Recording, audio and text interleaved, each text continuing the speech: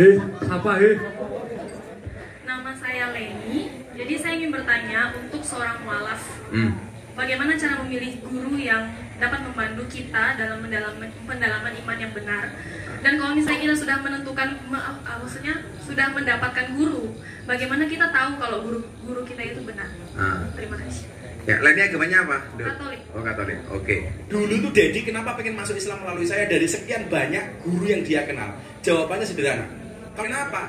Gus Miftah dulu pernah bilang sama saya, besok wajah Islam saya seperti apa tergantung pintu masuknya. Kalau pintu masuk saya keras, maka Islam saya akan penuh dengan kekerasan. Kalau pintu masuk saya suka marah, maka Islam saya penuh dengan kemarahan.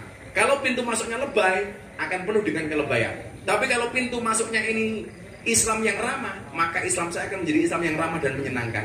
Dan kalau saya harus masuk Islam melalui pintu yang ramah, this is you not others. Ini adalah kamu, bukan yang... Assalamualaikum warahmatullahi wabarakatuh. Waalaikumsalam. Selamat malam, Abah. Ya, suaranya empuk ya. Adem. Mau nggak disapa, Mbak? Siapa heh? Nggak disapa? Mas Alid. Hei.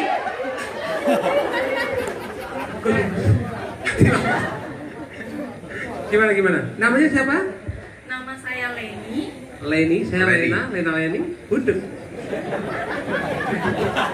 Leni dari mana Leni? Dari Kalimantan Barat. Kalbar. Sepertinya ini. Pertanyaannya, Sepertinya ini. Leni ya. Ya, biar unyu ya. Saja. Alamat Lampung ya. Yo, kalian berdua itu beda beda keyakinan. Kamu yakin dengan dia yakin dengan aku. Gimana Leni? jadi saya ingin bertanya untuk seorang mualaf. Bagaimana cara memilih guru yang dapat membantu kita dalam pendalaman iman yang benar? Dan kalau misalnya kita sudah menentukan, maksudnya sudah mendapatkan guru, bagaimana kita tahu kalau guru kita itu benar? Terima kasih. Ya, lainnya agamanya apa? Katolik. Oh, Katolik. Oke. Dalam beragama itu ada bahasa begini, al ilmu bila syaihin fasaihu syaiton. Ilmu tanpa guru, gurunya setan. Dan salah milih guru, gurunya banyak setan. Makanya kalau mau berguru, ketemu langsung, dengan hanya dengar dari radio. Sekarang tuh lucu, belajar agama hanya mendengarkan dari radio. Padahal radio itu ada suara tanpa wujud. Sing ono suaranya tanpa wujud berarti entor. Makanya kalau kamu belajar agama dari radio, jangan-jangan gurumu entor. Entor itu sifatnya satu. Sing entor sapa, sing mambu sapa. Dan entor itu pasti bikin fitnah. Ya karena sing entor sapa, sing bikin sapa. Makanya kalau gurunya nggak jelas, biasanya agamanya itu penuh fitnah. Maka carilah guru yang benar. Maka saya pas podcast sama Mas Dedi sama Boy Rafli kepala BNPT, saya bilang orang yang salah pergaulan lebih gampang dinasihati daripada yang salah milih pengajian. Kenapa? Karena salah milih guru. Saya sarankan lah, dulu tuh Dedi kenapa pengen masuk Islam melalui saya? Dari sekian banyak guru yang dia kenal. Jawabannya sederhana. Kan waktu itu saya bilang, udahlah lu masuk Islam di Istiqlal, gak usah sama saya. Enggak, harus sama kamu. Kamu cari guru lain? Enggak, harus sama kamu. Waktu itu saya tanya, kenapa? Gus Miftah dulu pernah bilang sama saya, besok wajah Islam saya seperti apa tergantung pintu masuknya. Kalau pintu masuk saya keras, maka Islam saya akan penuh dengan kekerasan. Kalau pintu masuk saya suka marah, maka Islam saya penuh dengan kemarahan. Kalau pintu masuknya lebay, akan penuh dengan kelebayan. Tapi kalau pintu masuknya ini Islam yang ramah, maka Islam saya akan menjadi Islam yang ramah dan menyenangkan. Dan kalau saya harus masuk Islam melalui pintu yang ramah, this is you not others. Ini adalah kamu, bukan yang lain. Saya tanya, kenapa kamu mengatakan Islam saya ramah? Jelas, Islam kamu menyenangkan. Kamu ngaji di mana-mana diterima. Milenial, kolonial diterima, di kampus diterima. Ngaji di lokalisasi diterima, di klub malam diterima. Kan asik, saya besok bisa ikut. Matamu. Maka kalau katakanlah Leni pengen masuk Islam, carilah pintu yang ramah, pintu yang menyenangkan. Jangan pintu yang keras, karena Islam akan penuh dengan kekerasan. Dan yang perlu kamu pahami adalah belajarlah Islam dari Islam itu sendiri, bukan dari orang Islam. Karena kenapa? Karena Islammu seperti apa? Ketika kamu masuk dari orang Islam yang salah, ya kamu akan menjadi orang Islam yang salah. Cari aja yang menyenangkan, yang enjoy, yang asik. Saya itu kalau mau masukkan Islam, tetangga saya, pendeta saya datang, Pak Pendeta, ini ada orang non-Islam pengen masuk Islam. Mereka jawabannya apa? Ya kalau masuk Islamnya melalui Gus, saya senang. Orangnya asik kok. Bagaimana nggak asik? Saya itu kalau pengajian dalam keadaan normal, yang datang 10.000 orang lebih di pondok saya, malam Ahad pahit. Kalau pandemi seperti ini tanpa undangan ada 5.000 orang. Yang bantu saya parkir teman-teman Katolik. Yang bantu istri saya masak untuk hidangan jamaah teman-teman saya Katolik. Coba. Selatan saya itu pendeta, utara saya itu kuburan. Dan seumur hidup saya tidak pernah bertengkar dengan tetangga utara saya.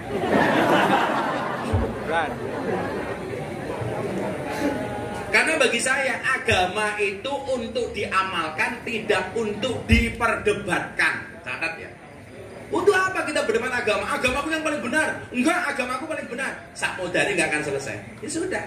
Bagi saya selama orang itu menjalankan agamanya masing-masing aman. Kayak Leni orang Katolik, ya silakan ke gereja. Malah kamu jawab, sorry Gus, gereja saya gereja negeri. Maksudnya apa? Sabtu Minggu libur. Lah, ya gereja. Tanggal merah Natal nggak Natalan ya ciloko. Jadi gitu deh ya. Carilah guru yang kemudian menyenangkan dan menyejukkan. Maka Islammu akan menjadi Islam yang menyejukkan. Kenapa kemudian saya mengambil pola seperti ini? Karena saya meyakini orang non-Islam tidak membaca Quranmu, orang non-Islam tidak membaca hadismu, tetapi orang non-Islam membaca akhlak dan perilakumu. Maka kalau kamu ingin menunjukkan Islam yang menyenangkan, gampang, perbaikilah akhlak dan perilakumu. Maka orang itu akan mengatakan Islam adalah agama yang menyenangkan. Itu saja kalau saya. Makanya saya biasa diundang komunitas teman-teman saya gereja, ayo Gus datang kita ngumpul-ngumpul. Asik, datang kan. Karena orang Indonesia kalau tidak bisa akur gara-gara agama kalah dengan burung. Burung itu agamanya ada dua, Lid. Kalau nggak Kristen, Islam. Burung Kristen buktinya ada burung gereja. Burung Islam ada burung namanya empret kaji. Empret kaji itu burung empret yang kepalanya putih. Bahkan burung gereja sering tinggal di masjid. Nggak ada tulisan burung gereja dilarang masuk, itu nggak ada tulisan. Tapi kalau ikan agamanya pasti Katolik. Buktinya apa? Yang paling besar namanya paus.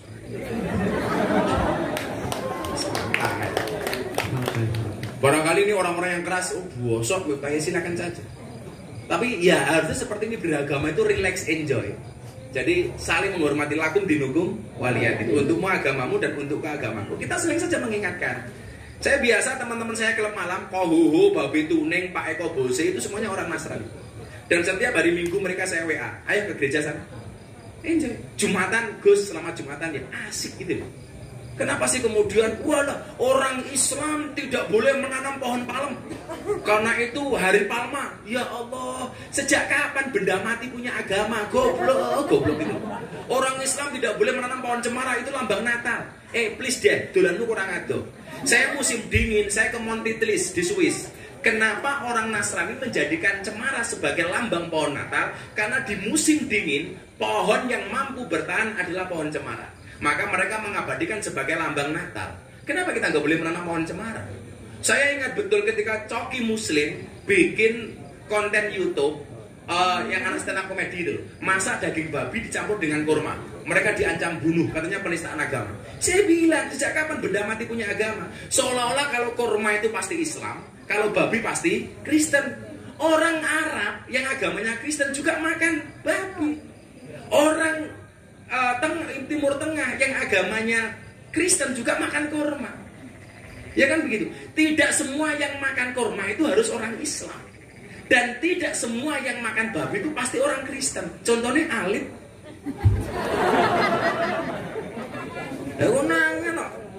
Mangannya babi. Cuman memang saya bilang, Coki Muslim, ketika saya podcast di rumahnya Dedi itu sama mereka, kesalahan kalian itu cuma satu. Gara-gara Coki Muslim bilang, kalau daging babi dimasak dengan kurma, bisa jadi cacing pitanya menjadi mu'alaf. Tapi bosok.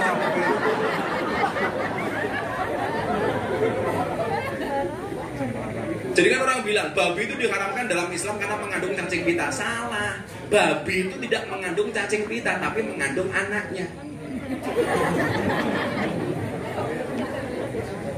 Babi aja haram, apalagi babi buta. Jadi carilah komunitas yang menyenangkan. Makanya saya punya keinginan teman-teman di Jogja lah minimal tempat saya. Saya tuh malu kadang-kadang. Kalau saya ngaji di Jakarta, anak-anak muda seperti itu. Saya ngaji di Surabaya, anak-anak muda seperti itu. Ya seperti ini. Lah kenapa di Jogja nggak ada? Kayak saya beban moral itu loh. Saya ngaji di Kalimantan, di Pontianak, di Banjarmasin. Ketika saya kumpulkan di kafe, luar biasa. Bahkan saya di bukan di Banjarmasin, di Balikpapan, itu ada komunitas mantan-mantan PSK.